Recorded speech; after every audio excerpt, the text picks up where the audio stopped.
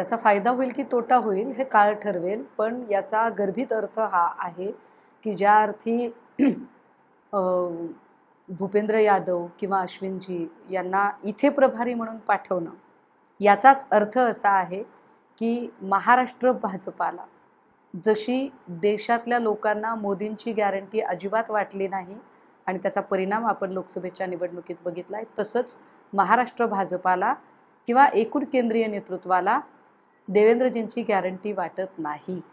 देवेंद्रजींचा चेहरा दाखवून आपण इलेक्शन जिंकू शकू असं वाटत नाही. देवेंद्र फडणवीसांची वाढती नकारात्मक छबी ही येणाऱ्या इलेक्शनमध्ये भाजपाला डॅमेज करू शकते, असाच याचा स्पष्ट अर्थ आहे.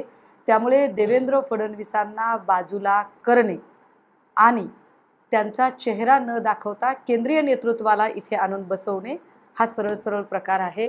मला असं वाटतं की एका अर्थाने देवेंद्र फडणवीसांची शक्ती क्षीण करण्याचा हा प्रयत्न आहे.